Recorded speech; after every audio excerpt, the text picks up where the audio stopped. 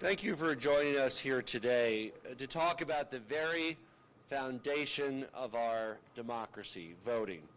I'm proud to be joined by First Gentleman Marlon Reese, Lieutenant Governor Diane Primavera, Secretary of State Jena Griswold, Denver City Clerk and Recorder Paul Lopez. We're right outside the Denver Clerk's office.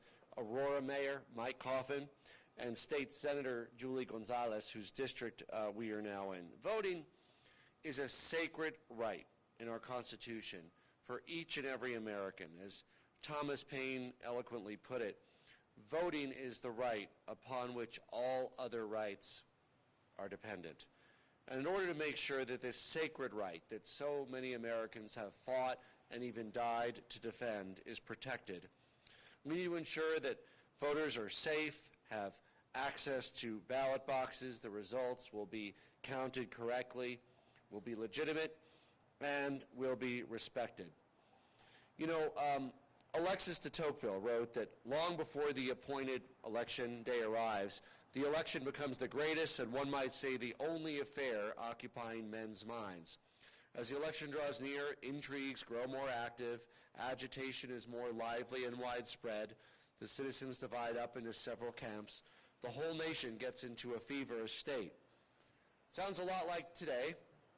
Well, what de Tocqueville wrote after an election is that everything calmed down quickly like a river that only momentarily overflowed its banks. Is it not astonishing that such a storm could ever have arisen? This is part of our democratic process. People are enthusiastic. They have the right to be enthusiastic about their candidates. They have the right to cast their vote, and we all respect the outcome. You know, holding elections is not enough. Look no further than even countries that, like North Korea and China, that nominally hold elections, but they're nothing but a sham, often with one candidate, with rampant fraud, with irregularities, with intimidation. So holding elections is certainly part of what we need to do to be a democratic republic, but we also need to make sure that those elections are free, fair, and secure. This concept was a radical one over 200 years ago when our nation was founded, and what makes the bold experiment of democracy in America so noteworthy, the movement of democracy sweeping the globe with so many nations now having free and fair elections.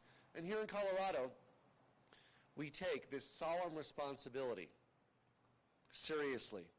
Over the past decade, Colorado has been and is a national model for how to hold safe, secure, reliable, and efficient elections. Every voter in Colorado gets a ballot in the mail. Voters can either mail it in, and we encourage people to mail it in by October 26th to make sure that it is counted, or drop it off all the way through Election Day at an official drop box, over 350 drop boxes across the state that are secure.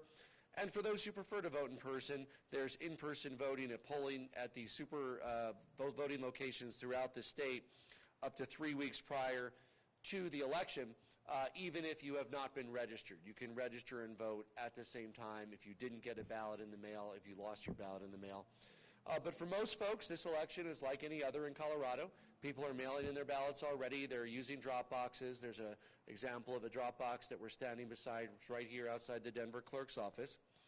The counties even have a good protocol for exchanging ballots between counties. So if you live in one county and work in another, no matter which official drop box you use, your vote will be counted. And you know what?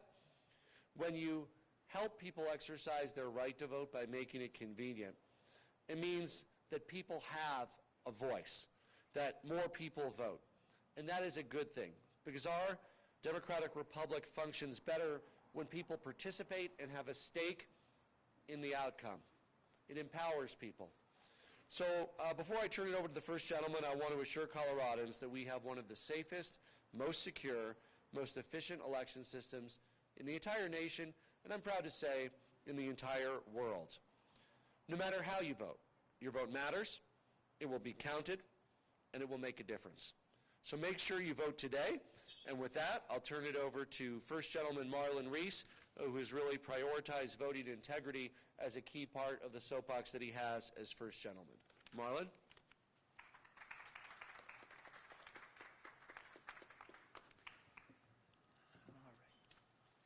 Thank you, Governor.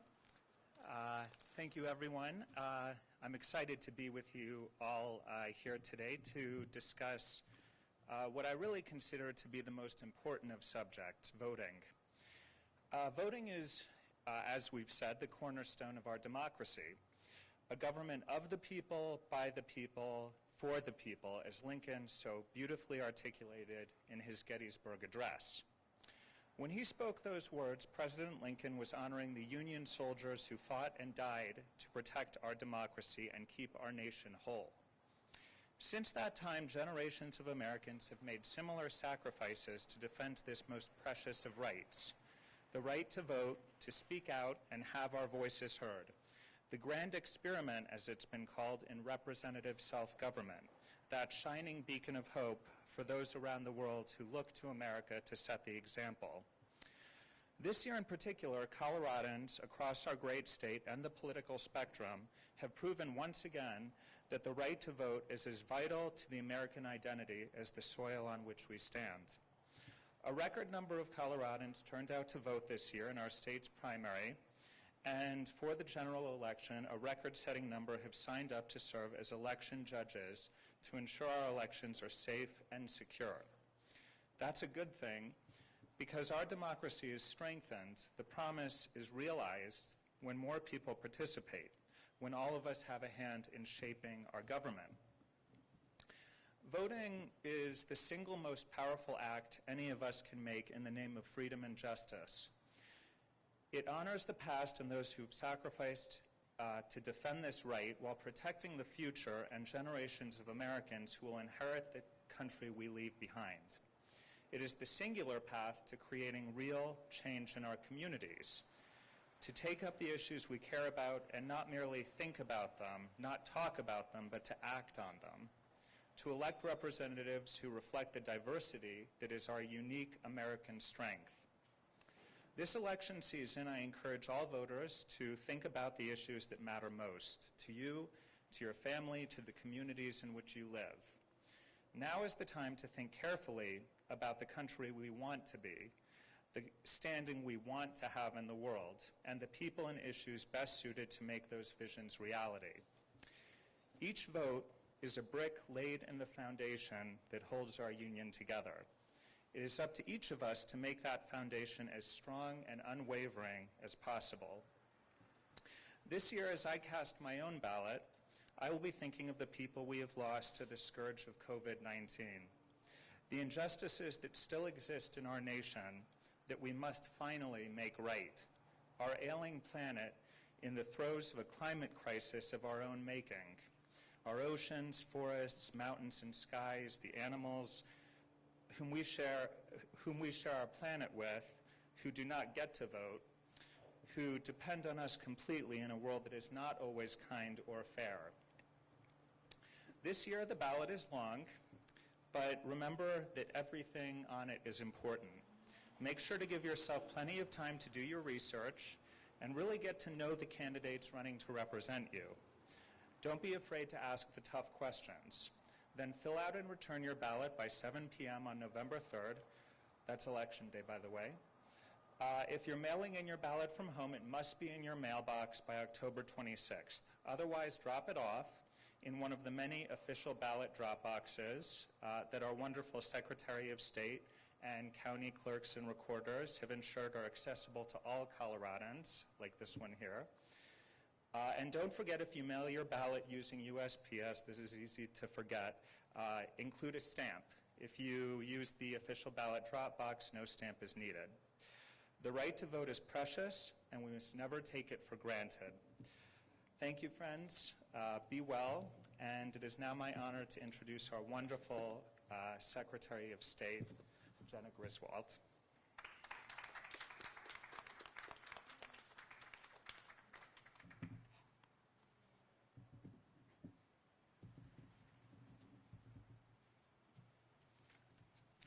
Well, good morning, everybody.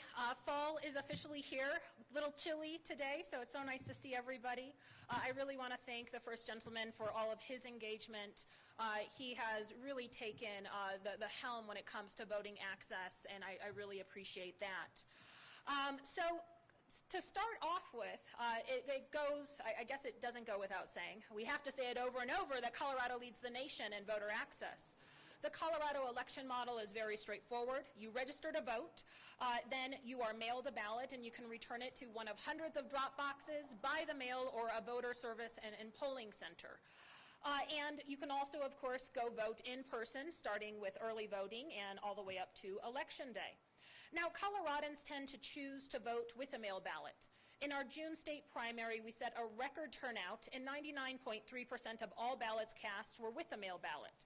Mail ballots are used by all voters across party affiliation. The hallmark of our nation is the ideal that everyday people decide the future of our nation. Voting is the great equalizer. As we can see, 2 people voting here. Thank you. You know, it shouldn't matter whether you grew up like me up in the mountains of rural Colorado, whether you're from a big city, the amount of money in your bank account, or the color of your skin.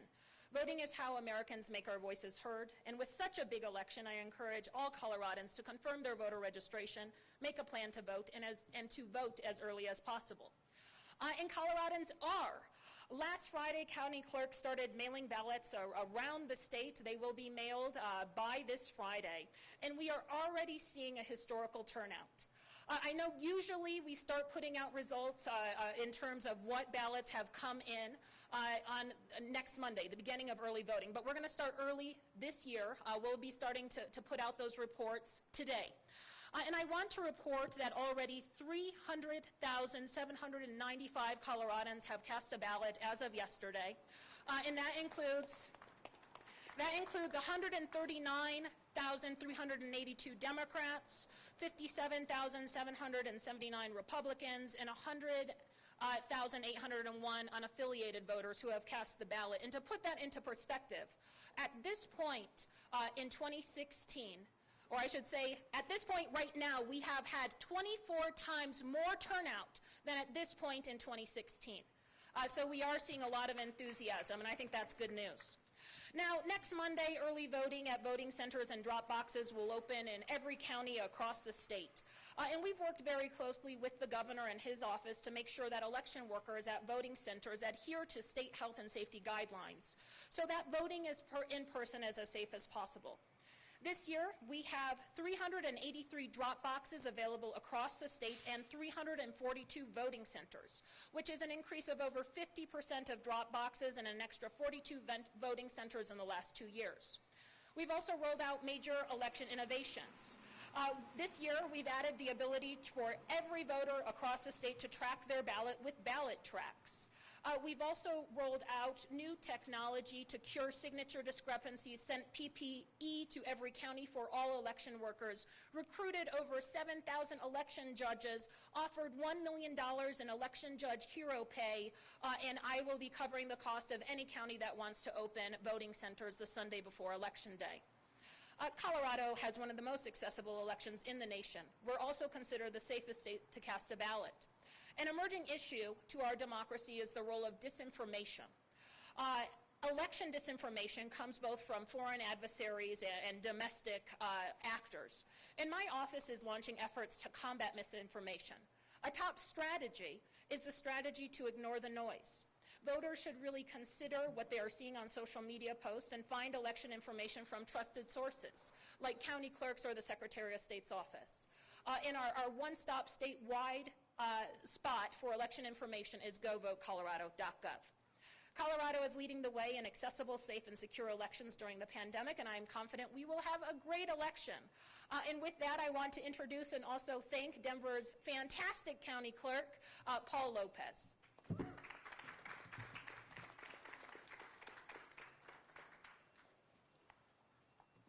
Thank you, Madam Secretary. Thank you, Governor, Mayor, our LG, Senator. Thank you so much for being here. It's voting season. And I really want to stress, well, let me just say this differently. I can't stress enough just how secure, how safe, and how transparent it is to vote in Colorado. 100% pandemic proof.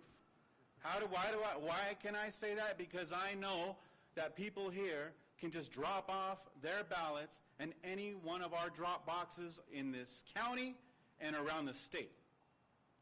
People can put a stamp on that ballot and pop it in the mail.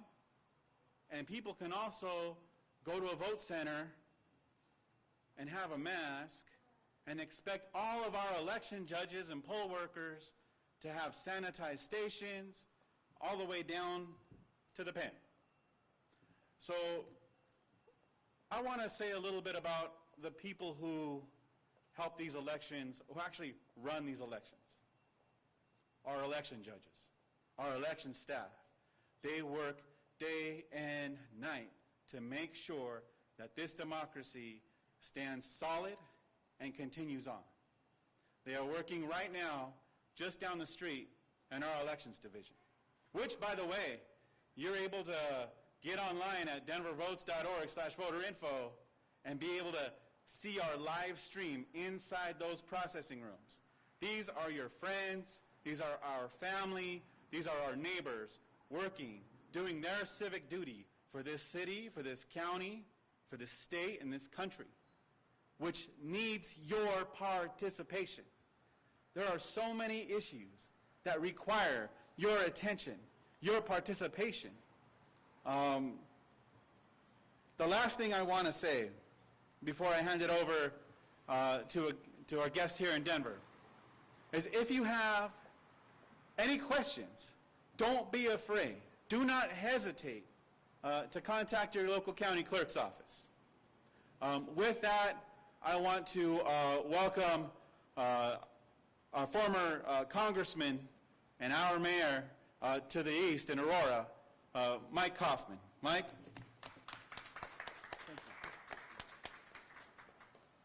Well, thank you so much. As I don't know if there are too many jobs I haven't done in Colorado, but as a former Republican Secretary of State, that oversaw a presidential election in 2008, I want to say that election was secure, was safe, and was transparent. And I also want to tell the people of Colorado that going into this 2020 election, that I have every confidence that this election is transparent, it's safe and secure, and that's under a Democrat Secretary of State. And that in the city of Aurora, one of the most diverse communities in the state of Colorado, the most diverse community in the state of Colorado, that we have large immigrant communities, Hispanic, African immigrant, Asian immigrant, and I have been reaching out to those communities to those newly minted American citizens to get them to make sure that they exercise their right in voting in this election. And so it's an honor for me now to introduce State Senator Julie Gonzalez, who represents Senate District 34, and I am a guest of Senate District 34 right now. It's this area right here. State Senator.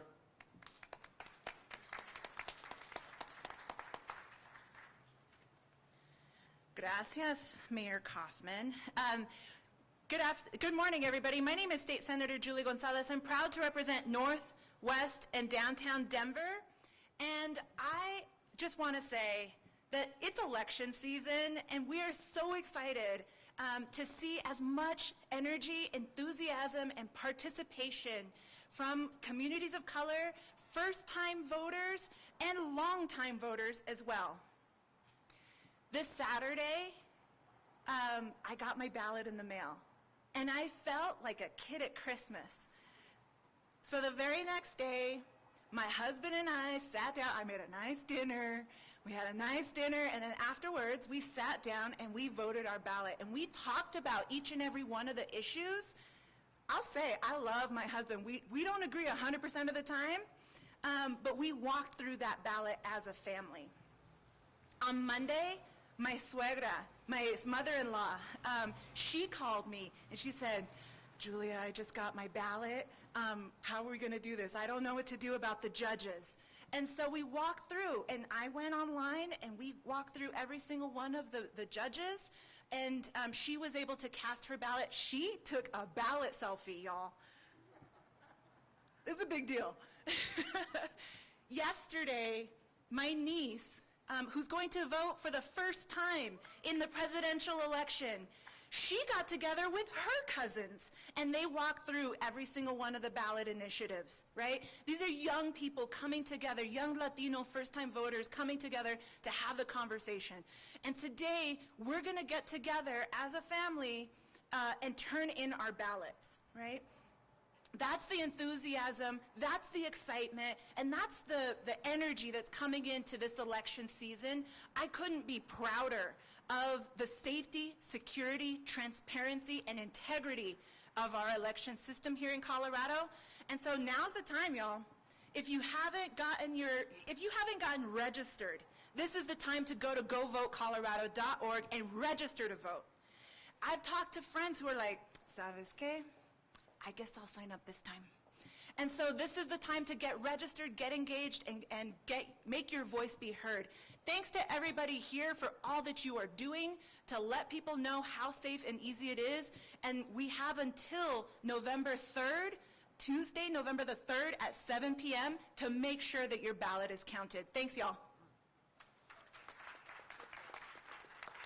And as Senator Gonzalez said, if you are not yet registered, you can still register and get a ballot in the mail. Through what date, Secretary? The 26th. Through the 26th. And again, you can also vote in person. You can register and vote at the same time, early voting location once that starts on Election Day, to make it exercising your rights as a citizen convenient to you. With that, we're happy to open it for questions.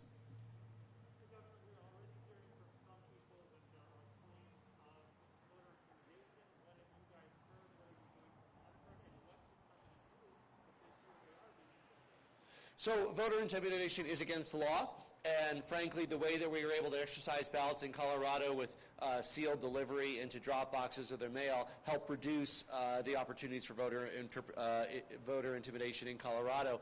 But there has been many discussions with local law enforcement and others. There's no electioneering near the ballot drop box locations, and we're going to continue to make sure that local law enforcement makes sure that every Coloradan, regardless of their party, their ideology, is able to cast their ballot free from intimidation. I think report it to local law enforcement. Report it to the county clerk. County clerk or local law enforcement. County clerk or local law enforcement.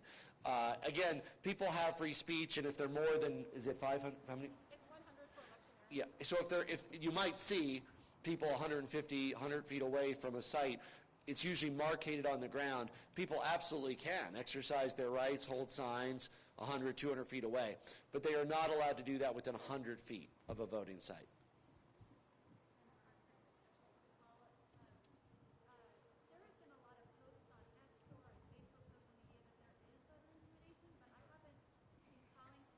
Yeah.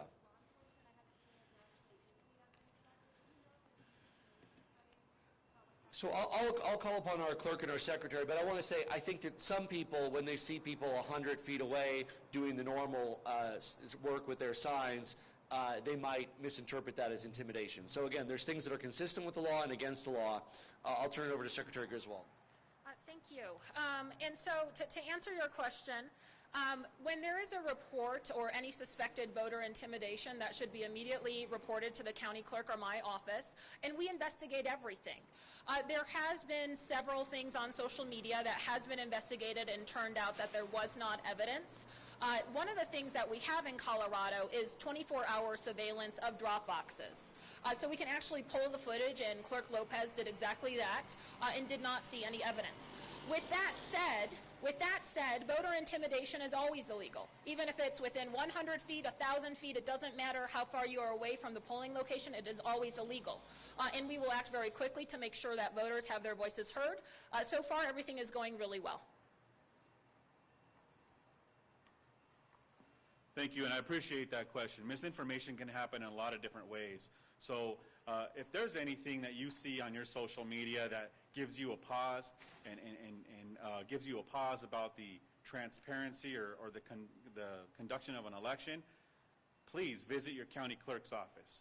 That information is trusted, it is vetted, and we make sure that from our office, you can always count on that being accurate. As far as some of those instances, you know, I had the ability to actually pull video that day and to watch our box, and I could assure you that the one thing that we saw was people steadily going by, taking selfies in front of the box.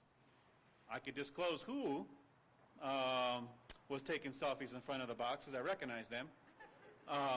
But I'm not going to do that right now. No, it is know that it is safe, that it's secure. At the same time, folks in Denver, we're asking you, if you see something, say something. Give us a call, 311 option 8, or call your local authorities. Voter intimidation or obstruction is illegal, and we will act quickly and swiftly to make sure that that doesn't happen, whether it be in the vicinity of one of our boxes, one of our vote centers, or even down the street over here. We haven't seen any confirmed cases of voter intimidation near our boxes.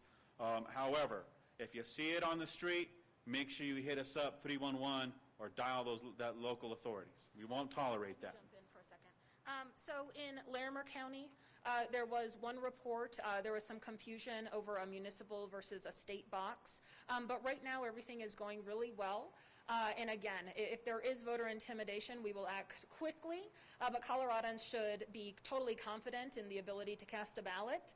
Most Coloradans will cast their ballot using a mail ballot. Most people will come to one of these drop boxes and cast it. But in-person voting looks like it should be going very well, and we'll just make sure that any way that a Coloradan wants to vote is safe, accessible, and secure.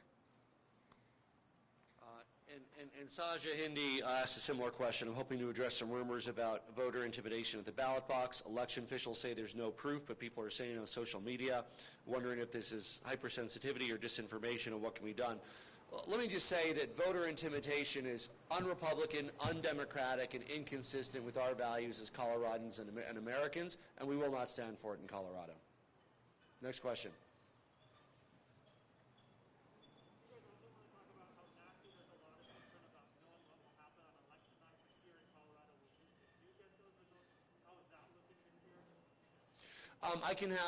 We can have the county clerk and the secretary address our counting process in Colorado. So I didn't quite hear the question. What election night results?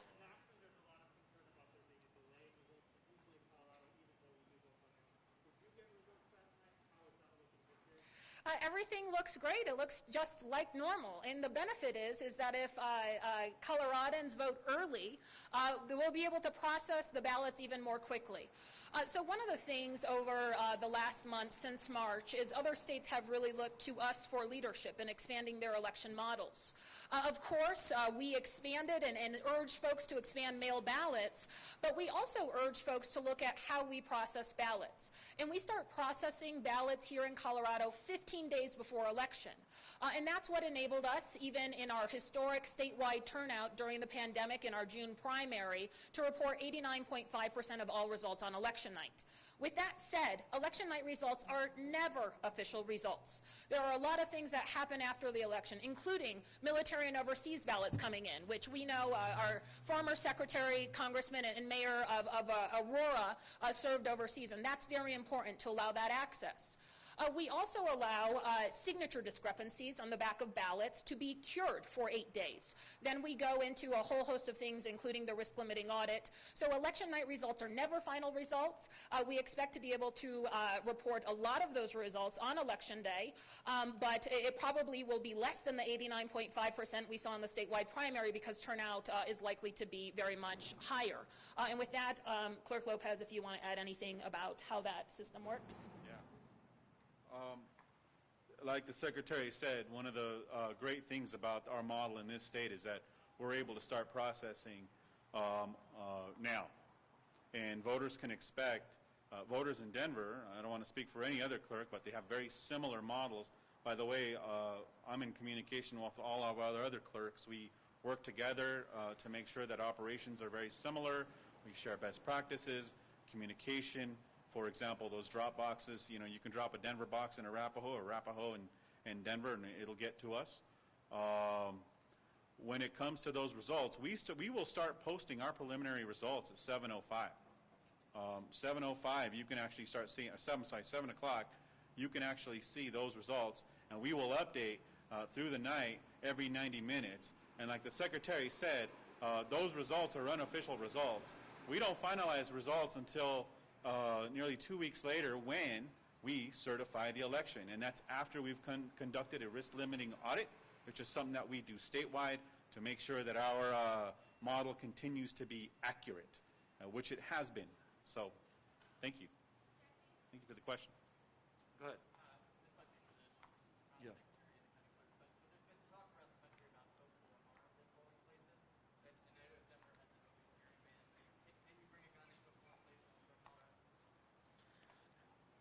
So in Colorado, we have no statewide rule regulating whether you can bring in a gun to a polling center or near a drop box. With that said, it really goes location to location, so I urge Coloradans to contact their county clerk. But with that said, again, any type of voter intimidation is illegal. So, you know, if there is intimidating behavior, whether it's open carry allowed or not, voter intimidation is always illegal.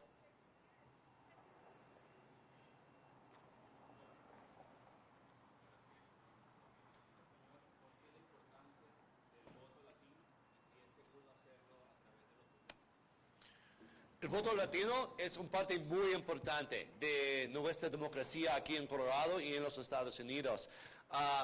Es muy importante usar sus derechos para votar. Con esperanza ya recibieron la balota en el correo y necesita regresarlo por correo antes del 26 de octubre o en un cajón especial como esto desde el día de elección, el 3 de noviembre. Si no recibieron una boleta, pero son ciudadanos, puede registrar y votar en su county clerk edificio o un sitio de votar. You want to give it a shot there? Ahora, soy el alcalde de la ciudad de Aurora, pero en el año 2008 fui el secretario de Estado de Colorado durante una elección presidencial. Todavía tengo confianza en el sistema de votación en nuestro estado. Yo quiero animar a todos a votar en esta elección. Es su derecho, es su obligación como ciudadano de nuestro país. All right, final question. Paul, you want to do it? Go ahead. Sure. We'll do one more question. Remember, I'm from the west side, so my Spanish is a little different too. Estoy muy agradecido que ustedes hicieron esa pregunta. Como los demás, el voto latino es importante. El voto latino es importante. Como todos, es una democracia, así que es importante que todos participen. Es seguro, es transparente, es muy fácil. Solo hay que llenar su boleta, firmarla y ponerlo en uno de nuestros buzones. Nosotros aquí en Denver tenemos 38 disponibles los 24 horas al día. Así que no hay que tener miedo de ir en persona porque nosotros tenemos una boleta de correo. Es muy fácil, pero si lo necesitas, puedes ir a denvervota.org o al sitio de la Secretaría del Estado, Jenna Griswold. Es súper importante, así que voten. All right. Final question. Good. Thank you, everybody. Let's get out and vote. Thank you, everybody. Thank you. Paul, Shannon, Ray, Julie, thank you so much for listening. Thank you.